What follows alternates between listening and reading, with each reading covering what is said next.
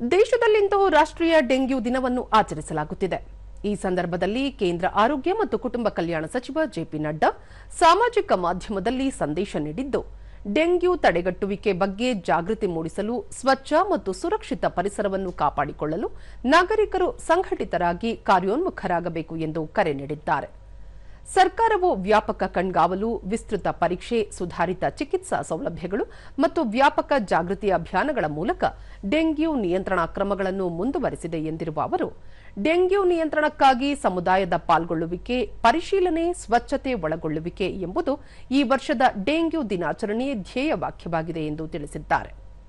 ಕೇಂದ್ರ ಆರೋಗ್ಯ ಮತ್ತು ಕುಟುಂಬ ಕಲ್ಯಾಣ ಸಚಿವಾಲಯ ಅಧಿಕೃತವಾಗಿ ಘೋಷಿಸಿರುವ ಈ ದಿನವು ರೋಗದ ವಿರುದ್ಧ ಜಾಗೃತಿ ಮೂಡಿಸುವುದು ಮತ್ತು ಮುನ್ನೆಚ್ಚರಿಕೆ ಕ್ರಮಗಳ ಕುರಿತು ಅರಿವು ಮೂಡಿಸುವ ಗುರಿಯನ್ನು ಹೊಂದಿದೆ. ಸೊಳ್ಳೆಗಳ ಸಂತಾನೋತ್ಪತ್ತಿಯನ್ನು ತಡೆಗಟ್ಟುವ ಉಪಕ್ರಮಗಳೊಂದಿಗೆ ನೀರು ಒಂದೆಡೆ ನಿಲ್ಲದಂತೆ ಎಚ್ಚರ ವಹಿಸುವುದು, ನೀರು ಸಂಗ್ರಹಣಾ ಟ್ಯಾಂಕ್ಗಳನ್ನು ಸರಿಯಾದ ರೀತಿಯಲ್ಲಿ ನಿರ್ವಹಿಸುವುದು ಸೇರಿದಂತೆ ಸರಳ ನಿಯಂತ್ರಣ ತಂತ್ರಗಳನ್ನು ಉತ್ತೇಜಿಸುವುದು ಆದ್ಯತೆಯಾಗಿದೆ. ಮುಂಗಾರು ಪೂರ್ವ ಸಂದರ್ಭದಲ್ಲಿ ಡೆಂಗ್ಯೂ ಹರಡುವಿಕೆಯನ್ನು ತಡೆಗಟ್ಟಲು ಜಾಗೃತಿ ಚಟುವಟಿಕೆಗಳಿಗಾಗಿ ಮೇ ತಿಂಗಳನ್ನು ವಿಶೇಷವಾಗಿ ಗುರುತಿಸಲಾಗಿದೆ. ಜುಲೈ ತಿಂಗಳನ್ನು ಡೆಂಗ್ಯೂ ವಿರೋಧ ಮಾಸವಾಗಿ ಆಚರಿಸಲಾಗುತ್ತಿದೆ. ಆ ವೇಳೆ ದೇಶಾದ್ಯಂತ ನಿರಂತರ ಅಭಿಯಾನಗಳು ನಡೆಯಲಿವೆ.